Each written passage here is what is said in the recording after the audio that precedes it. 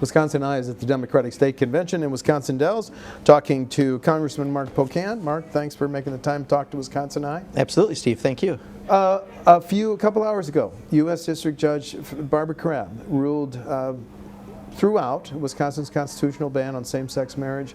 It's an issue very near and dear to you. Your reaction, sir?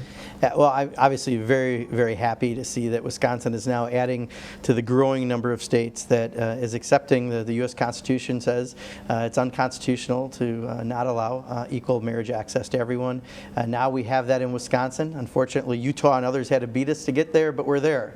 And that means that people can now get married in their own communities with their friends and family members rather than having to go out of state or, as I did, go to Canada in order to get married. So it's really a huge thing. It's long overdue, but we're very happy that something like this is now in place to allow everyone to have equal access to marriage. It's part of what the promise of the country is, right? And this now allows it to every single citizen. A lot of same-sex couples are going to be seeking counsel from people like you. Should we go to the Dane County Courthouse tomorrow or Monday to get married? What's your advice? And the reason I say that is after the ruling, Attorney General Van Hollen said this, quote, "Current law remains in force." Your advice to them, sir? Yeah, I would say as soon as a courthouse, a county clerk, the judges decide that they're going to allow it, you should take advantage of that, because I'm sure there may be some forces that try to change that. And as we've seen in other states, yes. So far it's 19-0, right? We're winning in all of them. But I'd say go ahead and take advantage of it when people want to, because you should. This is now the decision of the law of the United States as respected by a federal judge in Wisconsin, and we should be able to take full advantage of it as soon as it seems appropriate in their area. In other words, it's being offered in their community. What does this do in terms of a campaign issue for the 2014 campaigns, Congressman? Yeah, I don't really think all that much, to be perfectly honest. I've said for a while this is the last election cycle the Republicans are going to be able to use hate in this particular area to a financial advantage for them, because the number of people who still think that not having marriage equality is a good thing is dwindling. It's been a very fast change in just about a decade. I mean, think about it. 2006 we had a constitutional amendment, and the percent of people who didn't support marriage equality was the majority, and now just the opposite. The majority of people think we should have marriage equality in Wisconsin. So this is where the state's at now. This is where people are at, and to think that it's a political issue, other than people in primaries who will probably bark about it quite a bit because it's they're trying to appeal to that evangelical voter or perhaps the Tea Party voter, but to everyone else, this is where the mainstream Wisconsin is. I don't think you win by still talking about hate. The U.S. Supreme Court is going to pick one of these laws to make a ruling for the whole nation. Mm-hmm. You worried about that going the other way, Congressman? No, I was telling a couple literally 2 months ago, they said, when are we going to be able to get married in Wisconsin? And I said, within 2 years, because I think one of these cases will make it to the Supreme Court and be decided, and based on the decision that allowed for marriage nationally to be recognized by these states that have it, tells me that it's going to be across the country. It's going to pass through the Supreme Court. So I'm not nervous, which particular one, because we're 19-0 in challenges right now on these cases. I just think it's important that it happens. But this couple that I told literally 2 years, I mean, that was 2 months ago. That's how fast this arc is happening in history. And I think that's a real amazing statement about this country and our values and how we respect each other and why that's so important. Having covered you in the Assembly, I know you can be partisan. There's a little bit of partisanship in the Assembly. But you were on the cover of Isthmus and the Why I Work with Republicans. Give me the short version of that, please. Well, because I can count. How's that? I've been around. That's a good short answer. Yes, it's very short. I've been around long enough. There's a pendulum that swings. You got to work with everyone if you're going to get something done. And at times Democrats are in charge. At times Republicans are in charge. But most of the time we're in divided government. And if you're actually going to move something forward, which is the only thing the public really expects from us, not all of our little fights that we have either in the Beltway or here back in Madison, but they want us to get something done, and that means talking to people and finding out what you have in common, not what you don't have in common. And as you know, I was a good bomb thrower when I first came in the legislature. I would throw it and people would say, hey, what'd you hit? I'll go, I don't know, it blew up. That was good enough. But that didn't get things done, and I learned from being on the Finance Committee, and ultimately later in my career in the legislature, I got things done, actually things done that probably shouldn't have happened given the time period we were in, given who was in the majority, but I did it because I learned that you've got to work with everyone. So I can disagree with someone without being disagreeable. You can compromise without compromising your values, and I think if everyone operated that way, we'd be a lot better off. Well, you're finishing your first term. I'm going to use the term, you're finishing your training wheels term. Yes. What realistically, now that you know how Congress works, how the House works, what realistically can you get done in the next term, Mark? Yeah, I tell you, what I've learned is not all that different than what I learned in the legislature, which is, passing bills is a part of the job. A part of my job is helping constituents and navigating federal agencies and making sure we're helping them if they have a problem with Veterans Affairs or the IRS or Social Security. And then another part of my job is advocating for issues that eventually will get done, but not everything happens through the legislative process. Some of my best victories when I was in the legislature happened by using, some people call it the bully pulpit, some people call it the soapbox, but getting out there and talking about something and getting enough attention about it that the public has an opinion. And so I think I've learned that the same rules apply at the federal level. Granted, there's a lot bigger of a federal bureaucracy. There's a lot more colleagues, a lot more to navigate through. But the same skill sets that I learned as a legislator are applicable as a federal legislator. And continuing to try to work with people and find out what you have in common versus not, and trying to see if you can move legislation forward and work on those three different parts as I see my job.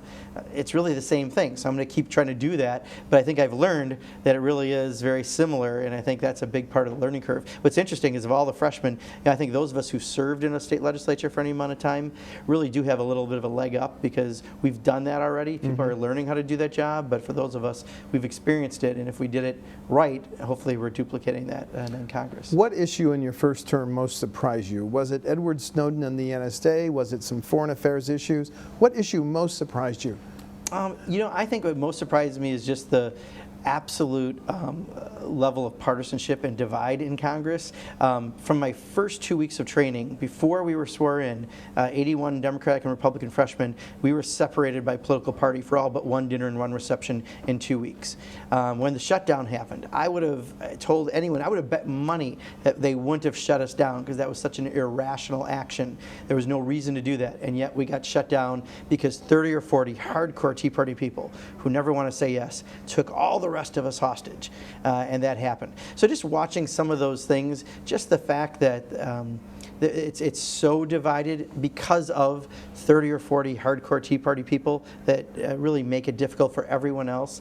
To me, that was rather shocking, and the fact that the speaker, who himself is not one of those Tea Party folks, lets the tail wag the dog because he wants to remain speaker. He's the speaker for the Tea Party then, not for the entire House.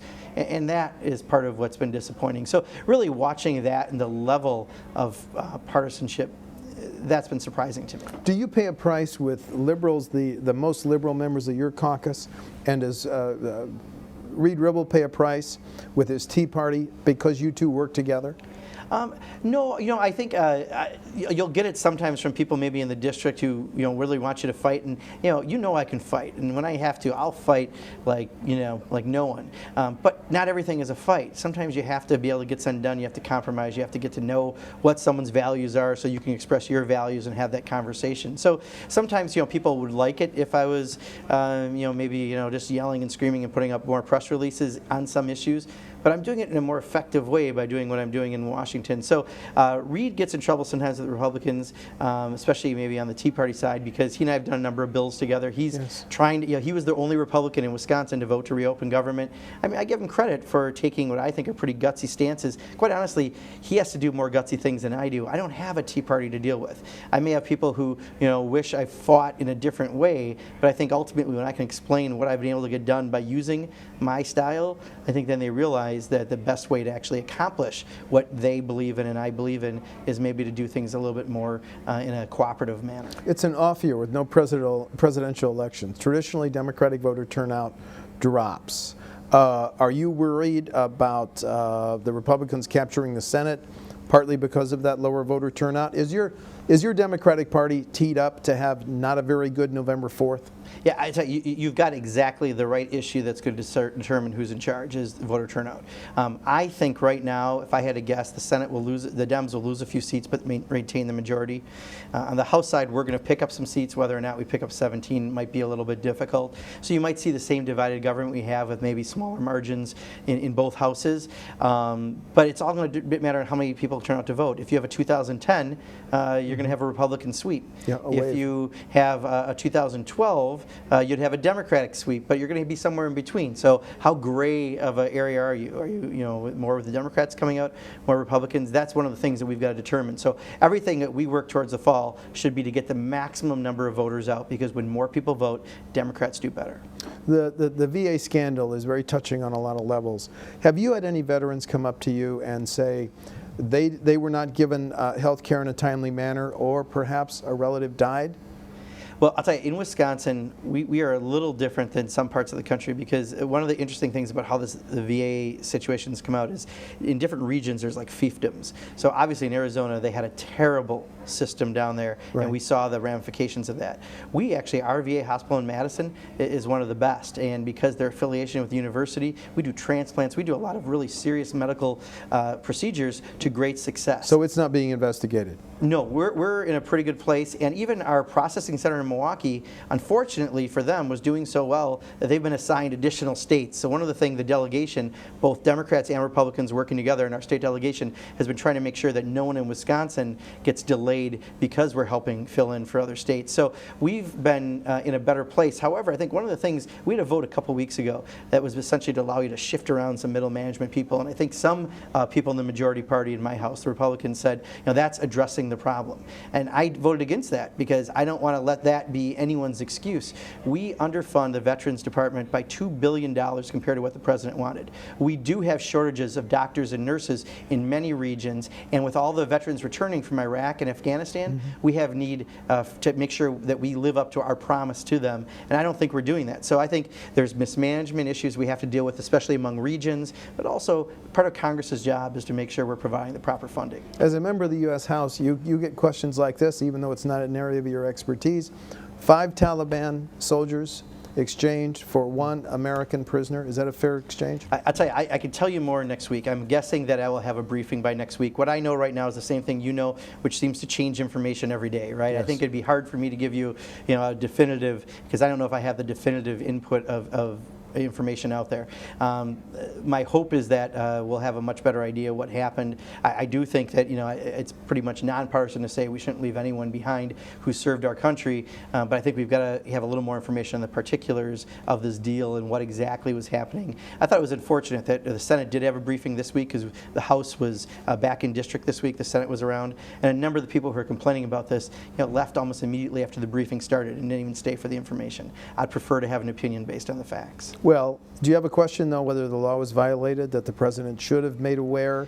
There's no question the president should have made Congress aware, but I think the question that remains, that seems to have the most fluid information is what exactly was this individual's situation in Afghanistan, and what exactly were the conditions of the trade, and what exactly were people afraid about if it went public. I'd like to hear more information on that. Okay, we're at the Democratic State Convention, so the final question is, do you see Mary Burke doing the right things to beat Governor Walker? Yeah, I'll tell you, there is so much energy out there, and not just in the Democratic Convention, but when I'm going around the district, and not just Madison, but I'm talking the rural parts of the district, in Sauk County, and Iowa County, and other places as well. This governor really wants to be president. From day one, he's wanted to be president, and he hasn't done his job well as governor, and he hasn't created the jobs he's promised. Seniors and low-income adults have lost health care because of his decisions, and we've passed a lot of divisive laws that have sullied Wisconsin's reputation in the country. When people ask me, why are you such a purple state? We're purple because the governor's really bruised us in his actions, and I think he is so busy, so obviously busy running for president, that he's not doing his job well here. I think people want in Wisconsin, regardless of your partisan affiliation, a governor who's going to work hard to create jobs and get access to health care and help people have their families have opportunities. And that's what Mary Burke's talking about, she's willing to do. And Scott Walker's busy on a plane meeting with the Koch brothers or Sheldon Adelson or someone else. I think ultimately, as much as people didn't want to do the recall because it wasn't seen as nice, and we're fundamentally nice people in Wisconsin, we're also hardworking people. Scott Walker's not working hard on behalf of the people in Wisconsin, and I think he's going to lose because of it, and I think Mary Burke's going to win. Congressman Mark Pocan, thanks for talking to Wisconsin Eye, and have a Absolutely. good convention. Thank you. Thank you. Appreciate it. Thanks.